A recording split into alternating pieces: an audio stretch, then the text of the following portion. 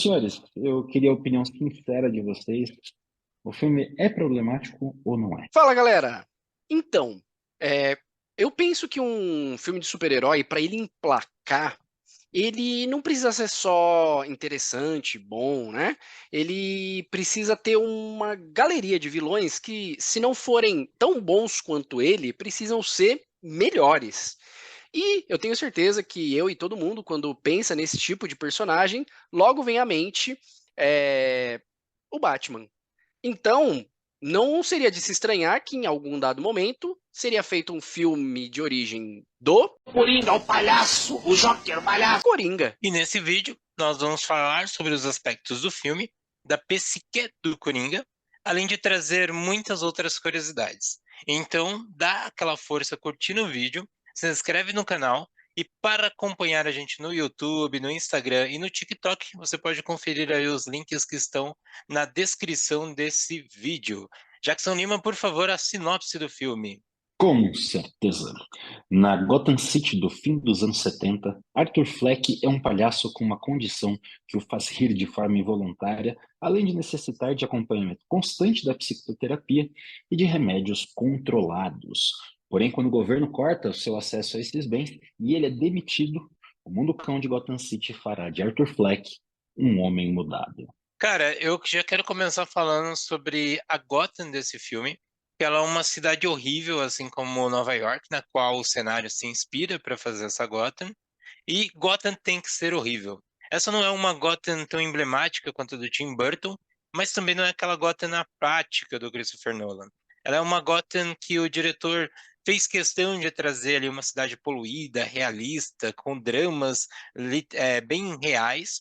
E essa poluição ela não é só literal, mas também ela é visual. Os prédios eles fecham os céus das cenas que a gente vê no filme e ela parece sufocar todos os personagens que vivem dentro do nosso querido Coringa.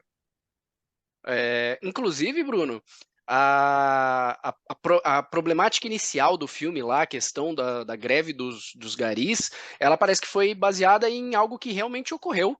É, Aparentemente, em 1968, os garis de Nova York teriam feito 2 semanas de greve se recusando a recolher qualquer lixo da cidade. Pense no fedor. Bom, ainda sobre a cinematografia, eu acho legal que o diretor emule bastante o cinema do final dos anos 70 e início dos anos 80, casando bem com quando o filme se passa, né?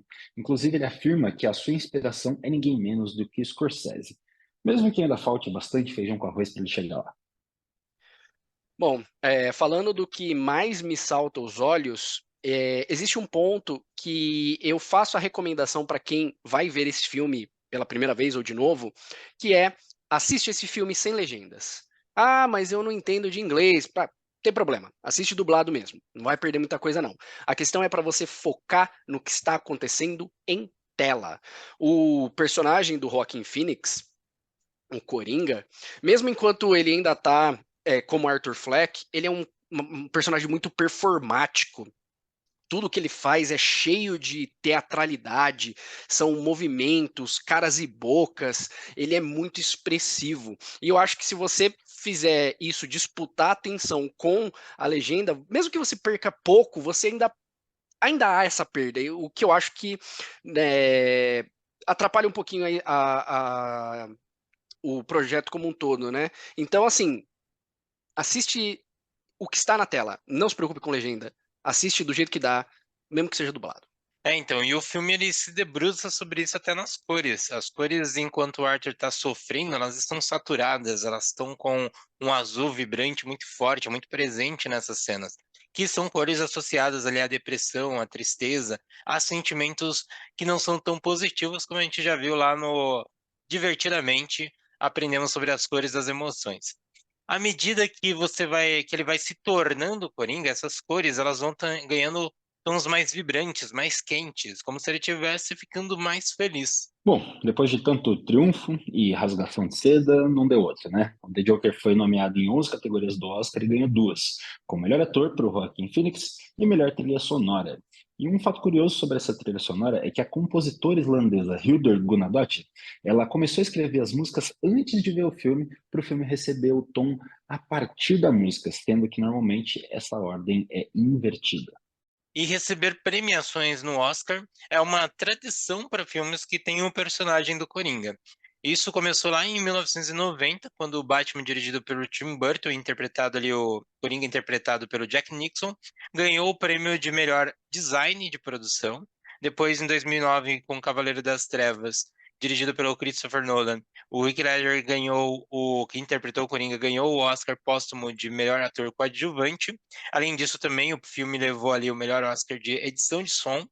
E mais tarde, o filme que, mesmo que ele não seja tão apreciado, acabou levando o Oscar também, que é o Esquadrão Suicida, que contou com o Coringa do Jared Leto, que levou ali o melhor filme, Oscar de melhor cabelo e maquiagem. O filme também contou com a Margot Robbie, que fez a Arlequina na ocasião, e a personagem volta agora para a continuação de Coringa. Bom, esse Oscar para o Esquadrão Suicida é a prova de que o Oscar não pode ser termômetro para absolutamente nada. Na verdade, estou curioso para ver a Lady Gaga como a Arlequina no próximo filme, e eu acho que ela pode ser uma boa dupla para o Coringa. E por falar nisso, Vamos falar de Coringa agora. bom, por falar no Coringa, quando os primeiros trailers saíram, teve muito alvoroço na internet sobre o filme passar uma ideia de impunidade para o vilão ou de glamorizar umas ações terríveis. Então, senhores, eu queria a opinião sincera de vocês. O filme é problemático ou não é? As pessoas são problemáticas, elas gostam de problematizar tudo que pode ser problematizado. Histórias de vilões, elas sempre existiram, porque as pessoas adoram odiar os vilões. Muito além da problematização de Coringa, para mim é porque as pessoas começaram a ter preconceitos estabelecidos antes mesmo de assistir a obra. Uma vez que você dá atenção para o filme, você vai apreciar o filme, você vai ver que o diretor buscou retratar o personagem da melhor forma possível. E aqui o nome é Coringa e se inspira no personagem já conhecido do Batman, mas ele poderia ter qualquer nome, poderia se chamar Sebastião, que o filme ainda ia ter seus créditos ali, porque ele realmente é uma boa obra. E se você tem uma opinião diferente, tudo bem, mesmo que seja uma opinião de merda. Aqui, eu posso até usar a expressão que o Coringa usa ali em dado momento do filme, onde ele diria: é impressão minha ou o mundo tá ficando cada vez mais doido? Assistir a Coringa é como assistir uma panela de pressão. Você fica ali aguardando o momento que finalmente ela vai atingir o seu ápice. Olha, Jack, eu acho precipitado esse tipo de conclusão de que o filme é problemático. Eu acho que daí, para você falar que jogos violentos fazem pessoas violentas, dois pulos. Primeiro, porque eu concordo com o Bruno quando isso se baseia num preconceito, porque se a gente olhar o filme, se a gente assistir o filme, a gente vê que o Coringa paga pelo que ele fez. Ele é encarcerado no final do filme. Ele precisa pagar pelo caos que ele causou em Gotham, ou que ele ajudou a causar em Gotham. Então, tá aí, né? A questão direta de suas ações. Mas nem é essa a questão. A questão é que as pessoas elas ficam procurando que o filme ele seja moralizante. Então muito se debruça sobre o aspecto moral do filme. E eu acho que, embora você tenha um protagonista que seja um bastião da moral, funcione para alguns tipos de filme, sobretudo os de super-herói, estão aí, né? Eu acho que esse tipo de leitura não cabe no Coringa. Coringa é um estudo de personagem sobre Arthur Fleck se tornando o Coringa. Então, a gente está analisando as reações dele, como multifatorialmente todos os elementos da assistência de Gotham, do trabalho, vão minando a humanidade do Arthur Fleck até ele se tornar o Coringa. Isso. E olha que nem um filme complexo. Ele é multifatorial, como eu falei, mas ele não é complexo. Ele é um mergulho no abismo. Em linha reta, diretão, mostrando como que o personagem faz todo o caminho dele em direção ao vilão icônico. Mergulho esse que muito bem feito, por sinal. Eu concordo com vocês. O simples fato de exibir cenas fortes ou controversas não faz do filme uma máquina de incentivar o crime, né? O mesmo acontece com jogos de videogame, como vocês já citaram, desenhos animados. Aí vale lembrar que nos anos 40 e 50, Tom e Jerry teve diversos desenhos censurados porque achavam muito violento.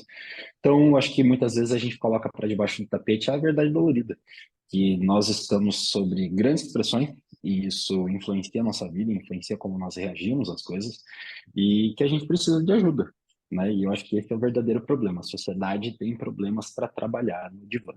E trazendo o foco pro personagem em si, eu achei bem legal a razão, o motivo ali da risada do Coringa, né? Que diferente de em outras obras, não foi o gás do riso e nem foi lixo tóxico. O negócio aqui foi mais factível, abordando a questão da risada patológica. Então associou isso a uma doença psicológica que o Coringa tinha por conta de problemas passados ali que o personagem sofreu.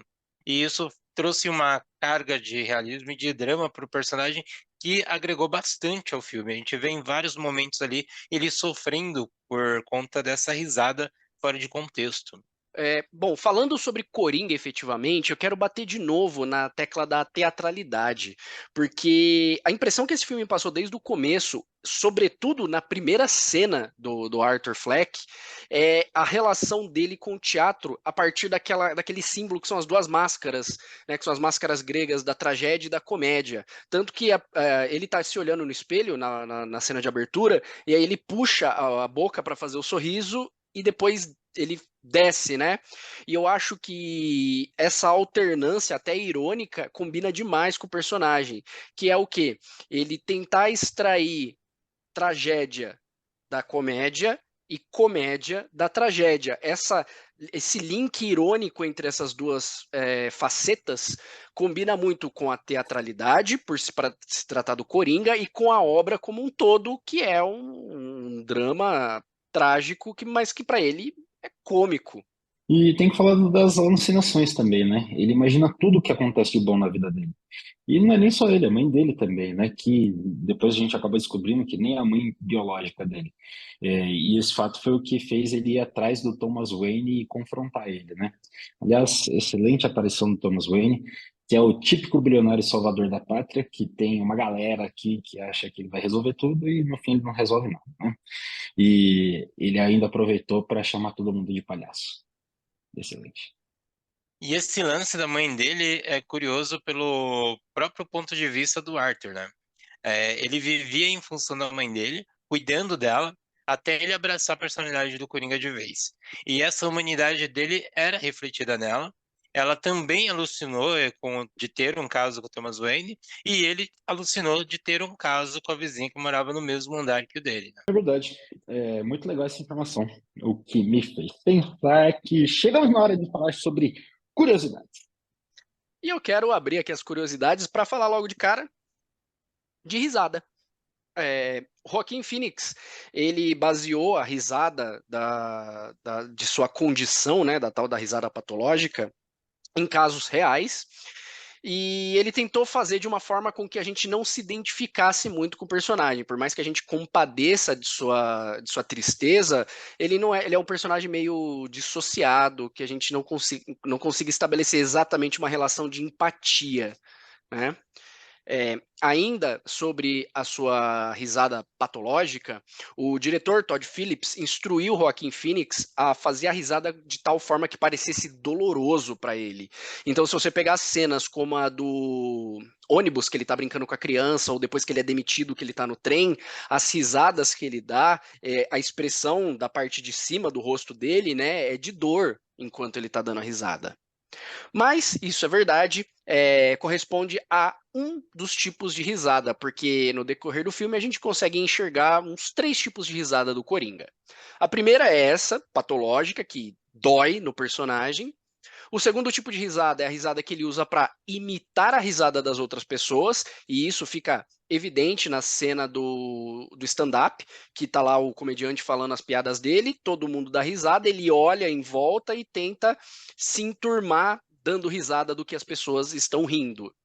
E lá para o final do filme, quando o Gotham já está em caos, nós temos finalmente a risada como expressão genuína de felicidade de Arthur Fleck. E sobre o ator, eu acho que vale destacar que o Joaquin Phoenix ele perdeu 24 quilos para fazer o personagem. E o próprio ator que escreveu aquelas piadas que estão presentes no caderninho que o Arthur carrega de um lado para o outro, anotando algumas coisas nele. E o Joaquin Phoenix, ele quase interpretou o Hulk, que no lugar do Edward Norton, né, não o do Mike Ruffalo, e também o Doutor Estranho, no lugar do Benedict Cumberbatch. E ele teria recusado isso porque ele não queria ficar amarrado a sequências de filmes do universo compartilhado da Marvel. E sobre o filme em si, vale a gente destacar que O Homem que Ri é uma influência para o filme, assim como foi influência para a criação do próprio Coringa. O tom vermelho adotado na maquiagem do Coringa ele é mais próximo do vermelho sangue do que o vermelho vivo, que normalmente seria empregado. E os movimentos que o Arthur Fleck faz como palhaço profissional, eles foram baseados no personagem do Charlie Chaplin em Little Tramp, ou The Tramp. Inclusive, na cena em que o Arthur confronta o Thomas Wayne, o filme que está passando lá é o do Chaplin. Agora queremos saber, para você, qual que é o melhor Coringa? Deixa aí nos comentários e não se esqueça de curtir esse vídeo e de compartilhar com aquela pessoa especial que é fã do personagem. Boa, tô curioso para saber a opinião de vocês também, depois a gente coloca lá nas nossas redes sociais. E voltando para a galera, aproveita para seguir a gente aqui no Instagram e se inscreve no nosso canal. Tem vídeo novo toda semana. Agora, se você quer ver como um ambiente pode levar a consequências terríveis, a recomendação é fita branca. Ou, se você quiser algo mais leve, mais família, depois de um vídeo como esse, a recomendação nossa é o filme indicado ao Oscar de 2024, Rustin. Encerramento! Encerramento!